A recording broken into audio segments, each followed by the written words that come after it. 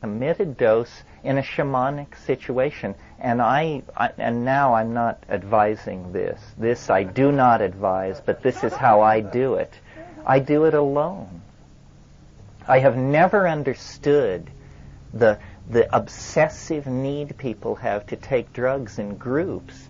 It just makes my flesh crawl. And the only time I've ever been able to do it comfortably was with Amazonian people and Mestizo people where there was a language barrier.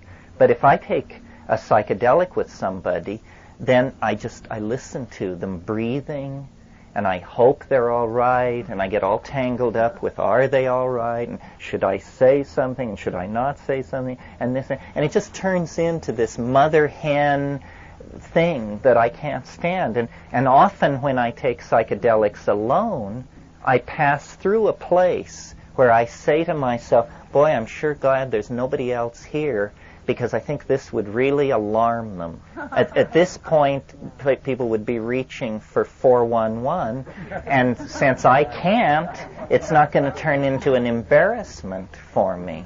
So I think, committed dose, silent darkness, empty stomach, lay down, shut up, be still. Keeping still, the I Ching says. It's all in keeping still. Okay, so far to set and setting.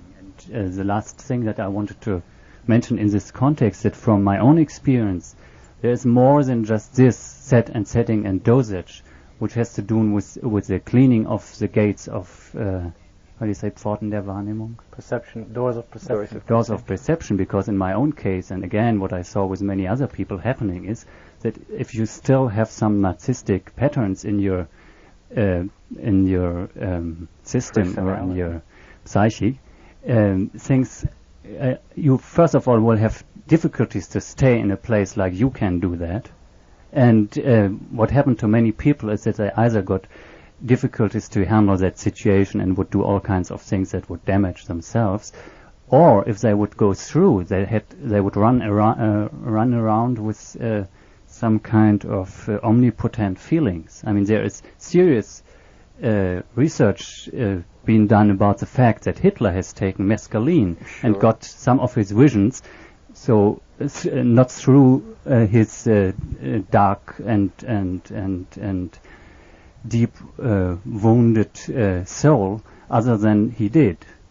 Well, eventually it becomes an aesthetic question. I mean, the trick with psychedelics, as with life generally, is to be in good taste. I mean, it is not tasteful to vomit on your partner or declare yourself the world messiah. This is embarrassing, and it's happening, but it's inappropriate. I just think, the rules don't change when you take psychedelics.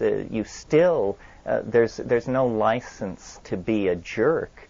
The thing about narcissistic hang-ups and stuff like that, usually I just feel that the person hasn't done enough, and that sometimes you really have to clobber people. Hasn't done enough? That the dose is insufficient. That's a good response to. But let me just briefly ask, in terms of your basic question on how, to Terence's suggestion, which centered mostly on dosage and setting factors, practical, down-to-earth physical factors. I would emphasize the factor of intention, i.e. set, more than he has. And to me, actually, intention is the single most important criterion for a productive kind of experience. Terence is basically assuming a clarity and authenticity of intention. And many people who experiment and dabble in psychedelic drugs, as he was saying, do it for all kinds of reasons, such as being able to say that they've taken it once, or because their friends suggested it, or because they want to be less insecure about their sexual hang-ups, or whatever it may be. The intention, if whatever your intention is in going in, the entire flow of the experience will be a response to that. You may not understand what the hell it means, or what the significance really is, and that's your challenge then to try to figure out, and that may take you years and months. That's why for some people one psychedelic session was in fact enough. Not because they were afraid to repeat it, quite the contrary. That was the thing that connected them to their source of, they got their instructions, and they can live with that the rest of their lives. Other people make a specialty of exploring various other areas and exploring the possibilities of tools and applying them in various contexts, such as healing or creativity. I also feel that in a way we're in a much more experimental age, and that ties back than the traditional shamanic societies were.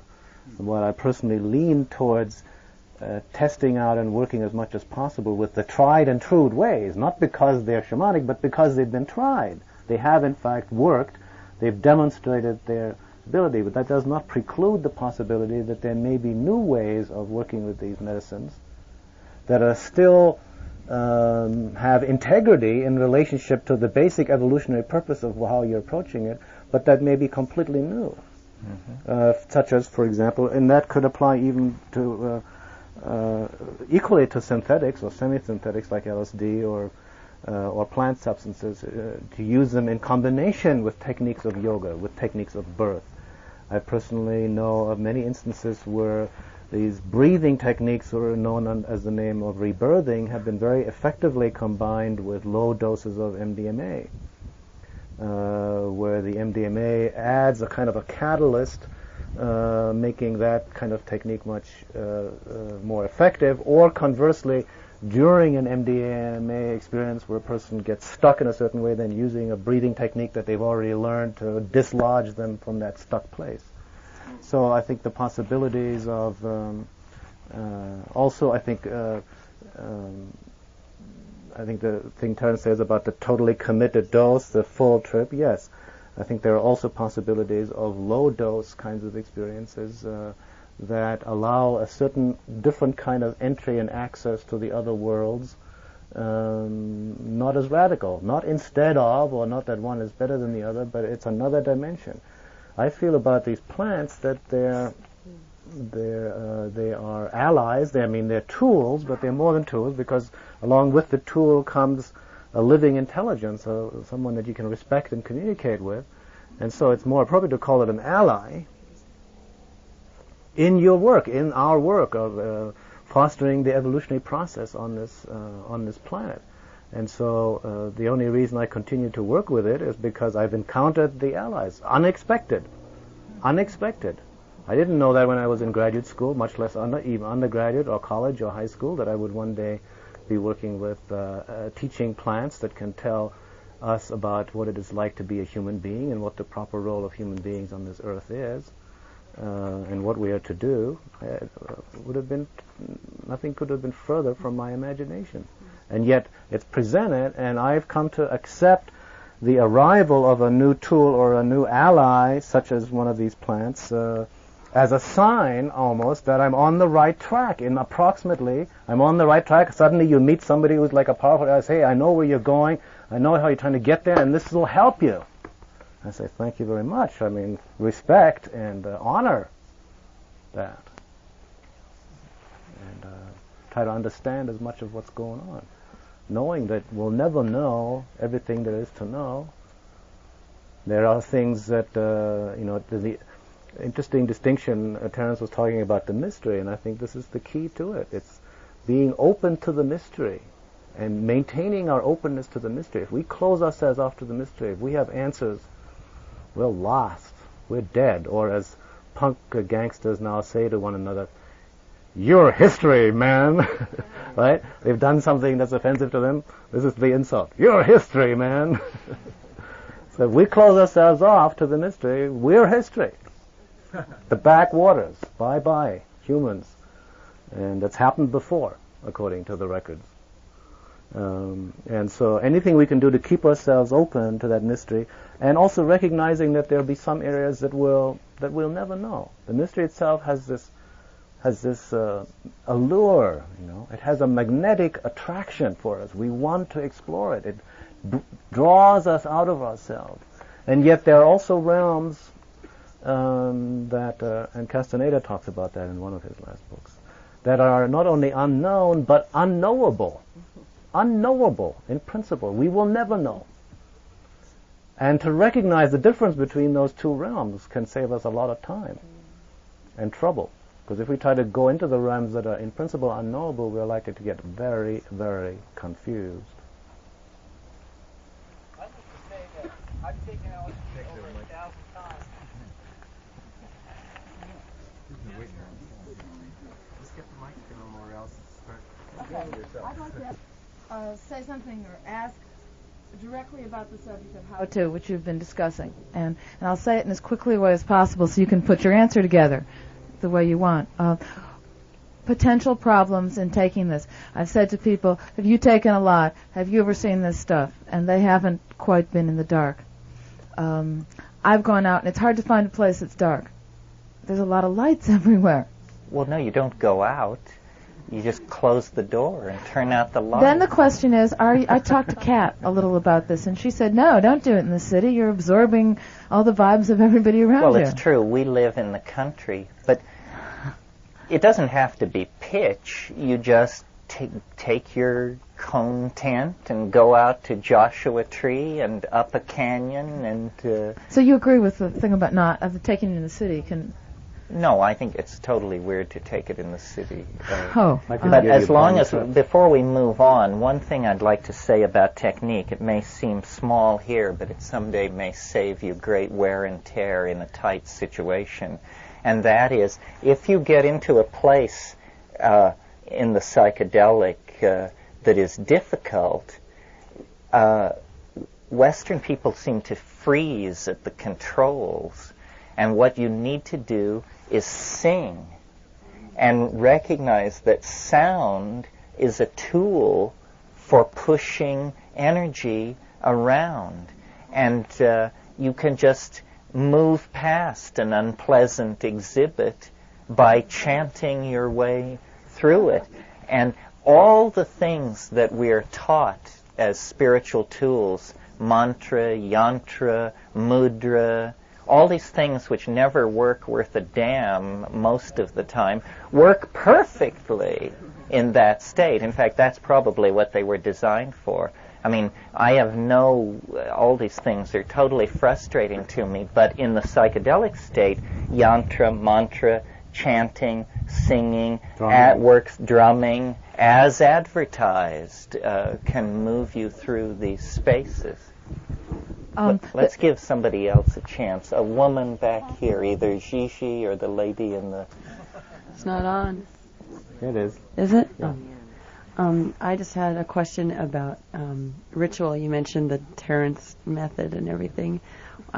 Disgraceful, but yes. Yeah, well, that's good advice. But so I was wondering what other rituals you do repetitively other than just like the normal brushing your teeth kind, but do you... You mean in my personal life? Yeah. Is there anything that you do every day or every other, month that you just... I spend as many hours a day as I possibly can smoking cannabis.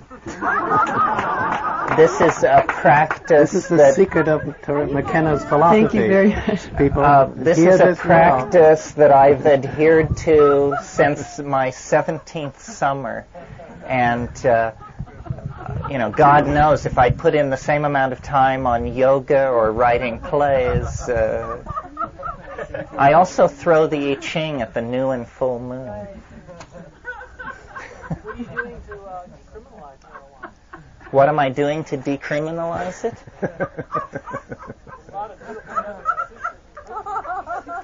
Well, I always talk about it whenever anybody asks. It's funny how rarely the subject comes up, even in groups like this. It's almost as though marijuana is the poor country cousin.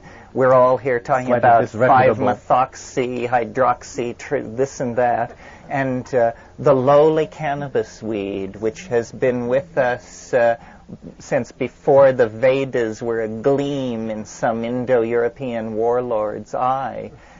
It's very interesting how the metaphors of cordage are also the metaphors of creativity, that we weave a story and we spin a yarn. And all the connection between fibers and cognitive processes has always been well understood. I think cannabis has a bum rap. What I'm doing to decriminalize it is being fairly out front about my devotion to it. I just think it's trivial and silly, and it's like trying to outlaw masturbation or something. It has to do with having a torqued notion of human nature. These things exist. I'm not recommending that for everyone, but when I was young, I was what's called a nervous child. And the first time I had a hit of cannabis, I realized that I could self-medicate myself to normalcy and be just like everybody else. And so I did that, and I don't know if it's the proper place to tell it, but once I became concerned that I did too much smoking, and so I decided I would quit. First of all, I wanted to see if I could quit, and then I wanted to see how much of my interior life was actually riding on this ocean of cannabis ingestion. So it so happened that the conditions for the experiment were perfect, because I was arriving on a small desert island in the Seychelles group in the Indian Ocean, and had rented a house on this island in order to write a book. So I had this Mombassan bomber weed and a lid of it, and I just rolled it up and nailed it above my kitchen door and decided that I would not smoke until I had finished writing this book. And was relieved to learn that I had enough self-control that this was possible. I didn't sleep a wink for 8 nights, but I did not resort to breaking my pledge, and I slowly realized it was all right. What it seemed to do was I spent a lot more time reading and had much more interesting dreams, and otherwise it didn't seem to be any big deal. And I wrote this book then, and it took me about 6 weeks, and I promised myself that when the book was finished, I would then allow myself to smoke up this lid of weed before I left this island. So finally I finished, and I was very diligent. I wrote every day at 8 a.m. till noon. I typed, and then I would take my dogs and explore this island. I had this very set regimen.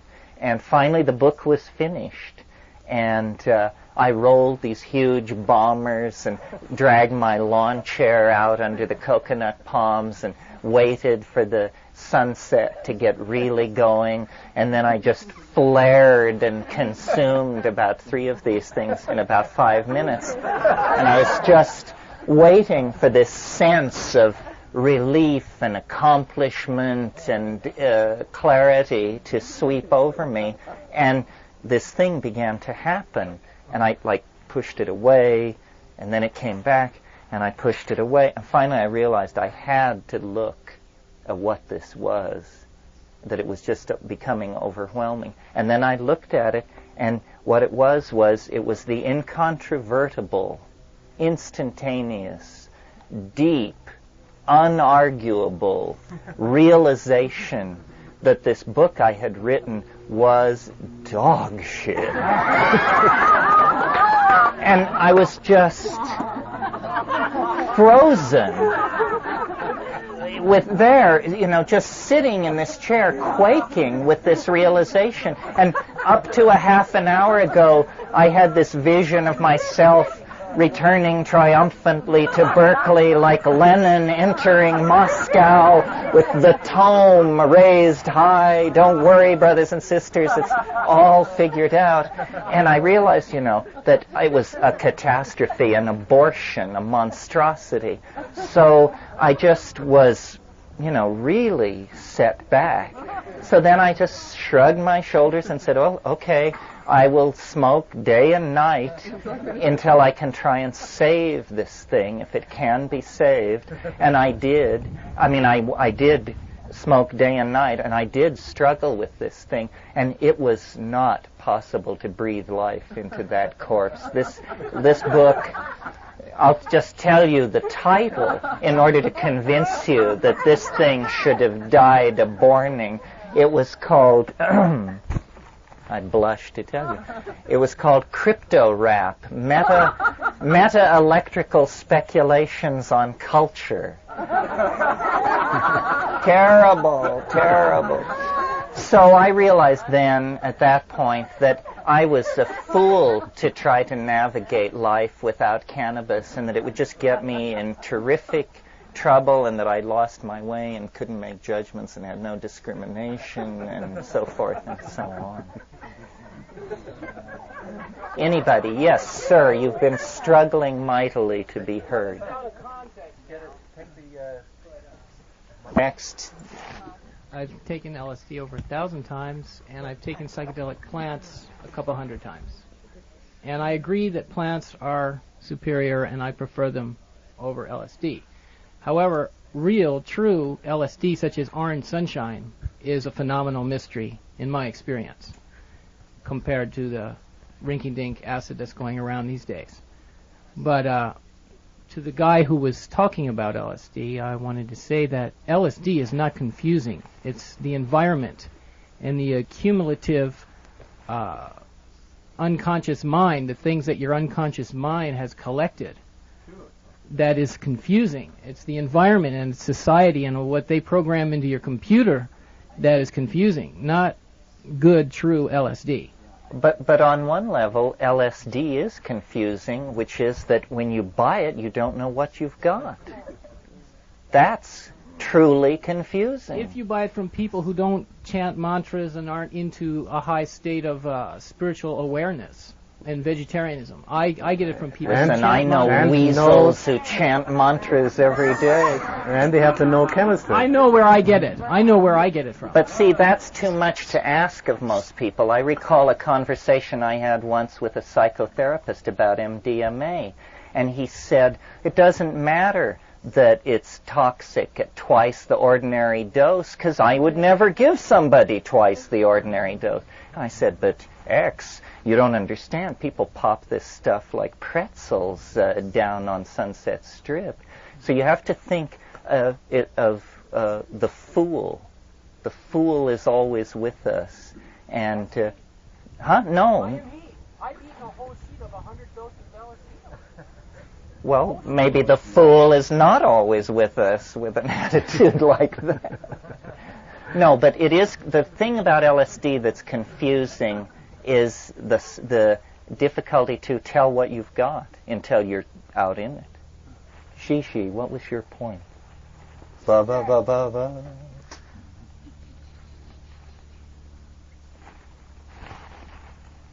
Being that you're both in many ways a master of words, I want to go back and pick up on this fine line that you admittedly are walking in describing the plants as an ally, and at the same time describing them as a tool, and continually talking about use. And I find also in the questions using the word take a lot, which is our common language around this. And people have asked some questions about the ritual, and also Ralph, I was glad to hear, brought up intention. And I'm curious, knowing that in the Native American traditions there are very simple teachings that respect the exchange when you interact with a plant, whether you pick a piece of sage, you give a giveaway at that point, whether it be some saliva, whether it be something that you offer, that in the traditions that you have been working with, if either within the intention or within the rituals there are these kinds of giveaways and exchanges, and you might comment some more on those so that they can sort of fill our body in this way. Or you might share also some of your own if you carry that deep sense of ally. You want to do that? Well, it's hard to describe a ritual, and there are not only the rituals I think Terence and I share an abiding interest in the rituals surrounding these plants in traditional cultures, and at the same time, I feel, and I think he probably agrees too, that it's not a matter of copying the Indians. We live in a different time, in a different place, so I see a lot of very fruitful experimentation going on. Experimentation is not just random, and it's informed by clear intention and by deep study and reflection, and grows organically. So I see people have numerous groups and circles of people that have worked with these substances, both the synthetic and the plants, do have serious intentions and bring to bear a certain creativity that emerges out of those experiences onto how best utilize the experience while it is a matter, I mean, the plant itself is the thing that you take, so but it's the meaning behind it, the spirit behind it, that's really significant. The significance of the psychedelic movement is not the drugs.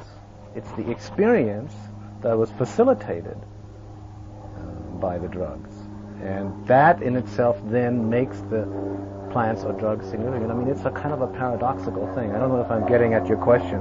So I think there are rituals, and one of the basic rituals that I've become most familiar with and is adapted from, I know groups that use some of these substances, in a ritual that's adapted from the Native American church, and yet it's not a Native American church ritual.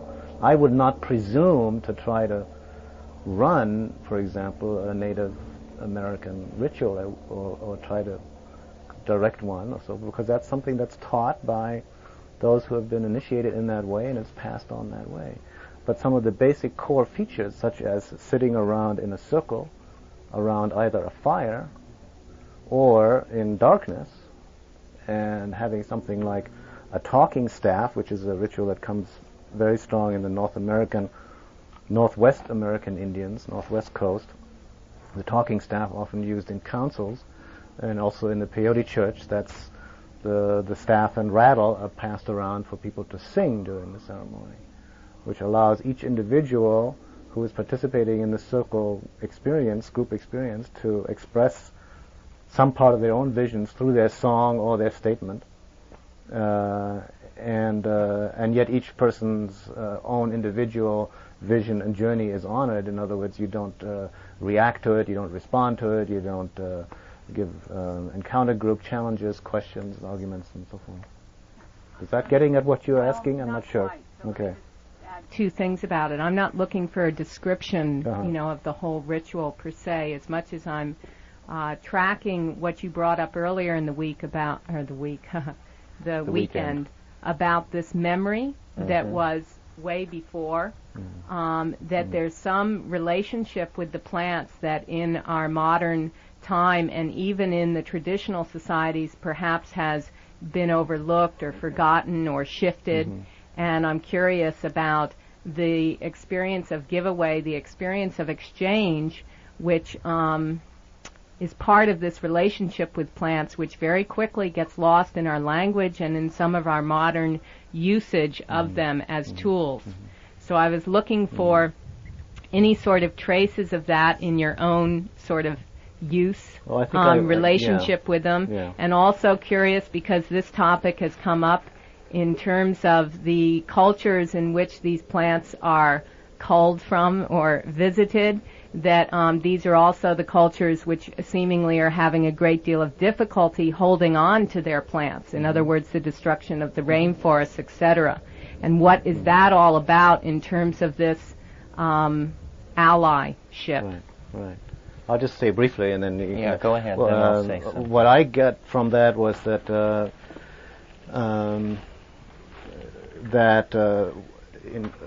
you're asking, what are we giving the plant in exchange for what it's giving us? That's what I hear you saying. Yeah. What's the giveaway? The giveaway is the exchange. And what I've learned from the plants is an understanding of our proper role, and my particular role, in life on this planet. That's the whole this whole thing of this Gaia conference, the Green Earth work that I was mentioning to you. That's what I learned from the plants. That's what was emphasized, and that's what I've learned from previous non-drug, non-plant involved shamanic kinds of experiences, vision quest or however induced. Similar kinds of communication with animals. I had dreams with animals like whales and dolphins, or these plant spirits telling me, okay, here's what the situation. You understand the situation. Once you understand the situation that we find ourselves in, once you really face it, as Terence said, there is only one course of action that's possible for all of us. I'm convinced. I mean, it has many different forms.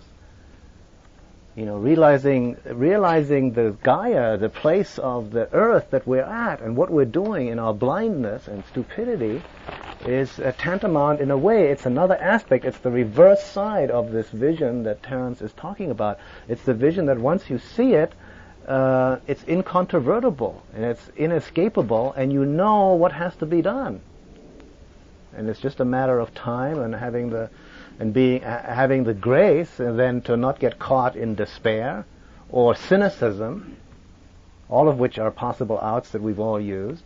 Despair, cynicism, or escape, blotto, denial, burying ourselves in career, blah, blah, blah, whatever, and just getting on with it. Clean up our act. Clean up our act. Over to you, sir. Well, I think what a person who has a relationship with an ally plant gets out of it is an enriched and balanced inner life. What the plant gets out of it is a human being with an enriched and balanced inner life. And that feeds back then into stewardship, an inspiration for caring. We then notice that we have this partner, and agriculture was the first great example of human-plant symbiosis, and it was very important to the plants involved. They went from being rare grassland endemics to being great monocultural crops. And orthodox biologists say that successful reproductive strategy signifies successful evolution. So you can say what people got out of taking mushrooms in ancient Africa was increased visual acuity, better sex, and ultimately a rich inner life of cognition. But what the mushroom got out of it was cultivation, and by being associated with cattle, becoming like an episome on the main genetic heritage of human beings. Because when we finally do go to Aldebaran and Procyon, we will take cattle with us, and presumably we will take beans and peas and hemp and spinach. They are the cloud of genes that have managed to insinuate themselves into a relationship with human beings, so that our fate is their fate. And if the sun gutters out and is left behind by us as we radiate out through the galaxy, we will take with us dogs, cats, goldfish, runner beans, morning glories, ayahuasca, but not everything. And is that your finding, both of you, in terms of that being the ideal or that being the sense that you personally carry? Is that your finding in the people that you work with, this birth of feeling of stewardship? Yes, I think so. That you can't take these things without facing the facts of the historical crisis, our legacy, our bad behavior, so forth. And that when you face that, then you have to have recourse to some kind of stewardship. I don't know people who are seriously into psychedelics who don't want to change things. I don't know of anybody who says, I take psychedelics and I'm perfectly contented with the world the way it is. Then I wanted to say something else about ritual, and here again I take a controversial position, And it never would have occurred to me to take this position, except that the mushroom told me this. This is straight from the shoulder. Said, ritual is a substitute for understanding. Its exact words.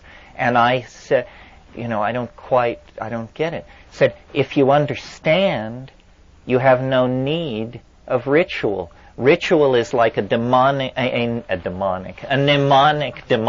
device for touching something deeper, which is in danger of being lost. So I recall a situation where I was in the Amazon and we were collecting ayahuasca plants, myself and a young botanist who was Peruvian but very westernized.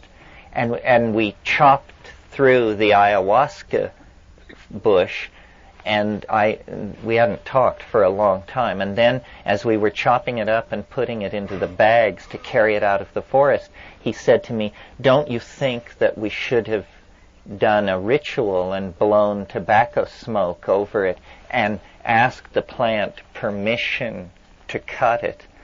None of which we had done. But as we had cut the plant, this had all been going through my mind, and I felt that the moment was so intense that ritual would have been a trivializing of it. And so then I realized that what ritual is for is to ignite attention. That's all. And you must have attention. And Ralph was very good to bring up intentionality, which is a state of attention to what you're doing. And when you incinerate a bud of cannabis or cut an ayahuasca plant or gather mushrooms, it's not necessary to perform a ritual, but it's an abomination to have an empty head at that moment. I mean, you must feel what you're doing. You must be aware that a gift is coming to you, that a life is being sacrificed so that you can deepen your experience. So I don't know if this goes to your question. Ultimately, the give-take question, I think, can be dissolved in that it really is an in-out question. What do I take? What do I give? The planet is a gene swarm, and there is only one destiny for life on this planet. It is the destiny of all of it. And when we take these plants, we are synergized to higher states of intellectual activity. This creates redistributions in the patterns of propagation and growth of the plants. We are inside some kind of huge natural control mechanism. We cannot fail to be in Tao, but we can fail to recognize that we're in Tao. And so it's always a task of bringing back attention and reclaiming a feeling of authenticity in the moment. I guess I would reformulate your statement about ritual being a substitute for understanding in two ways. One is that I see ritual as a framework for communication and a framework for structuring your intention. The kind of ritual you perform comes out of your intention. So if your ritual is empty, a ritual empty of intention or consciousness is just that, an empty substitute for the real thing. And I also realize that, especially if you're alone, going through that kind of an experience, as long as you are clear about your intention and you're going about what you're doing with the maximum of consciousness that you can, you are in fact doing a ritual. You're doing the essence of ritual. And when you're out in the wilderness and you do everything with as much consciousness as you can, every morsel that you eat, when you take a shit, everything, when you breathe, when you brush your face, brush your teeth, or sweep your campsite, everything becomes a ritual, which means simply that you have clear intention and clear maximal awareness. Your attention follows your intention, if you think about it. What your intention is determines what you're going to attend to.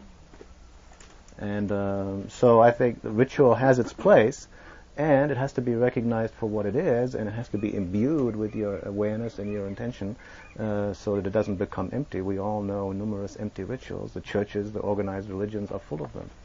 And they're harmless or not so harmless diversions. Other considerations? Yeah. Oh, take the mic, please.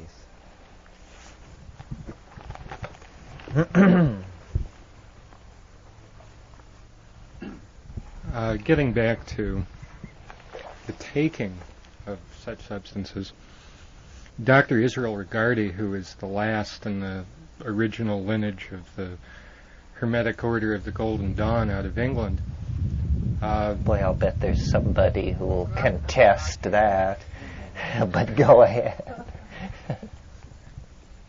He was the last living English.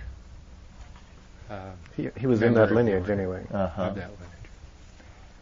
And he had made the statement that he would not accept a probationer into, or a neophyte for initiation until they had undergone 100 hours of psychotherapy, because he had seen how imbalanced people could become through the work of high magic. Do you think that applies to the use of psychedelics? Do I think psychotherapy should be a precondition to the use of psychedelics? Is that the question? God, let's hope so. I mean, I hope that's the question. That's the question, veiled by which veils. Do you think that people who do not have knowledge of how the psyche operates, have not really investigated their own psyches, should then take psychedelics, take large doses? Well, I don't know. Certainly, I don't think psychotherapy is a precondition to taking psychedelics. I mean, psychotherapy is, probably the kindest thing you can say about it is that it's a scam. Certainly, a person should be sophisticated about the dynamics of psyche. And I would, if Ralph's prescription to have clear intention is followed, I don't think a person would arrive at the brink of a psychedelic experience. If he needed psychotherapy instead. If they didn't have a healthy interest in the dynamics of the psyche. Most psychotherapy, as it's currently practiced, is, I think, just, as I said at the Albert Hoffman thing, psychotherapy without psychedelics is pissing into the wind and has done a lot more harm than good. What is clear about psychotherapy is that its efficacy depends entirely on the psychotherapist. Freudians, Jungians, Reichians, and what have youites all get the same results, which are 1/3 get better, 1/3 get worse, 1/3 stay the same. So clearly method is useless in psychotherapy. It's something about a bonding between two people to sensibly discuss hang-ups. What I think is generally felt to be true among psychedelic researchers is that early psychedelic trips tend to have a personalistic cast to them, tend to address one's hang-ups, problems in relationships, difficulty in coming to terms with parents and loved ones and so forth. But that people who persist with psychedelic experimentation quickly burn through that. One of the objections that I always sort of had to LSD was that I call it abrasively psychoanalytic. This seems to be a compound that only wants to talk about what are basically therapy issues.